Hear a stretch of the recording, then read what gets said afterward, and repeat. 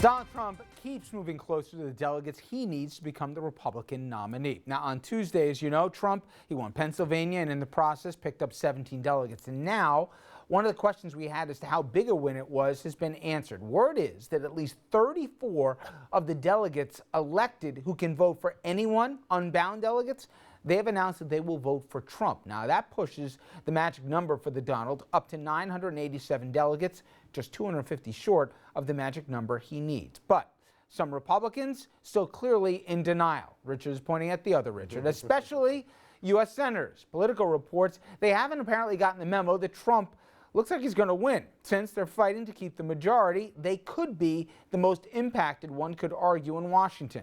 But the alternative, not much better. That's Ted Cruz. Former Speaker John Boehner, I love this line. He called Cruz, and I'm quoting directly here because I couldn't make this up if I tried, Lucifer in the flesh.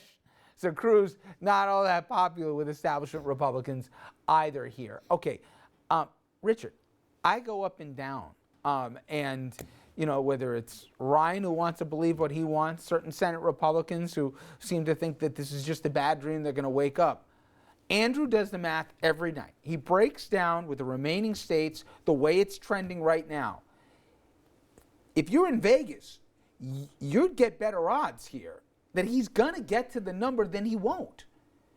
So my question to you is, why do you still believe? Is it just you thinking with your heart, not your head? No, definitely thinking with my head.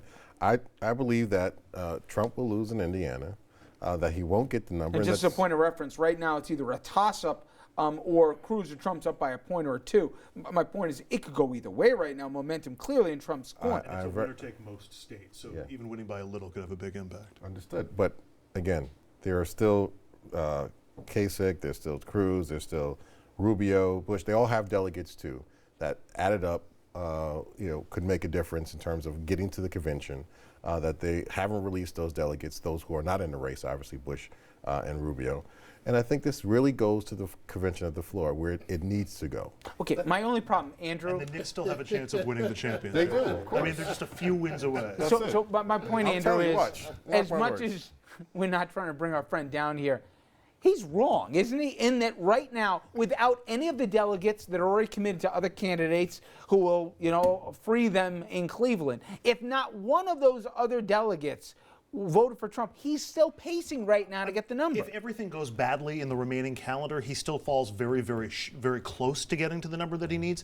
Indiana could make or break him in terms of getting to that magic number before the convention, but you look at the path that we've had the last few primaries, and it looks like the Trump support is increasing. It's been over 50% in the last six primaries. Granted, those are East Coast states, but yeah, the signs are pretty darn good for Donald Trump at this point. Not one of the bigger arguments as to why is because Cruz and Kasich can't seem to get their acts together.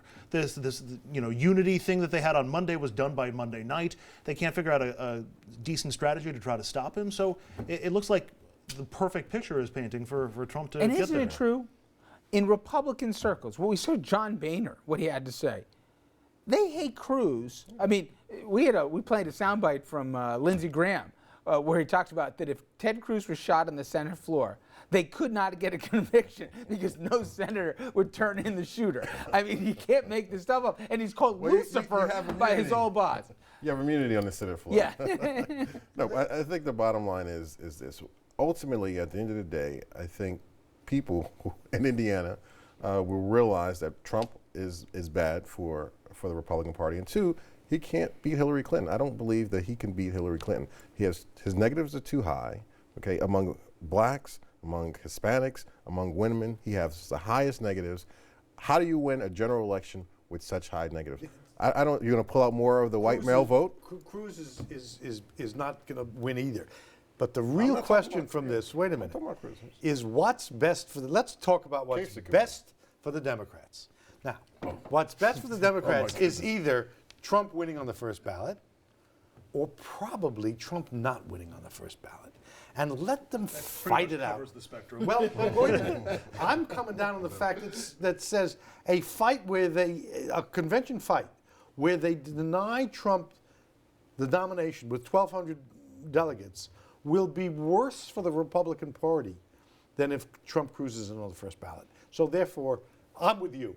I think Indiana's going to go Cruz. I don't think he's going to make it, and I think there's going to be this Go back to his hellacious narrative, because fight. I've heard, Dominic, two different schools of thought on that, which is Republicans, no matter how ugly it gets in Cleveland, the establishment's going to say, we don't care. This guy will ruin the party if he's the nominee. We'd rather 1 year where we might even lose the Senate as a down ticket consequence, and whatever happens, but we cannot let this guy carry the party mantle. We just can't do it.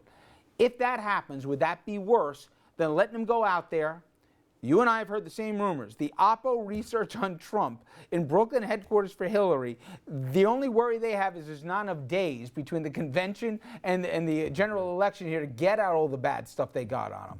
What would be worse, Trump being the nominee or them denying Trump the nomination? The worst scenario for the Republicans would be denying him the nomination. It's never going to get to that. You can speculate all you want. It's over, Richard.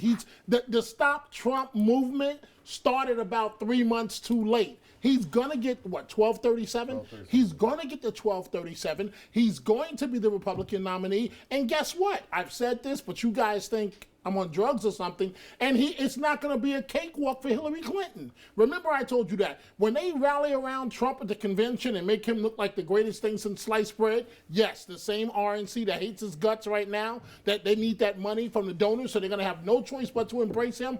Watch and see the bump he's going to get out of his convention. Well, you said and the watch how donors it's will gonna give the change. money. We heard what Charles Koch had to say, Exactly. and He a lot said- of other donors have closed their wallets. Folks said, hey, Hillary looks good right now. I mean, you know. What's better, a Trump nomination first ballot for the party, or a Trump denied the nomination? And they give it to a Kasich or somebody. What's purely calculated? I think denying Trump the ballot. If he doesn't get the number, absolutely.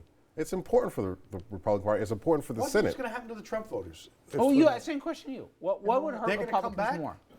What do you think? You think they're going to riot? I think what hurt Republicans the most is a multi-ballot nomination that takes it away from Donald Trump, maybe pushes him into third-party territory or makes him a loud dissenting voice, and runs the risk of alienating all the Trump voters. You have no faith in the. You know what? I've been in 4 Republican I'm conventions. with You have Andrew no faith 100% here. in the delegates. I think you are underestimating how angry those folks are going to But be there are if you no try to good keep. answers for the GOP. No. Let's throw that out there, too. Coming up next, Donald Trump got serious, believe it or not, and lasted about 15 minutes. He delivered a speech about foreign policy. Question is this a sign that he actually could have style and substance here, or is it just the same old Trump here as soon as the teleprompter goes off?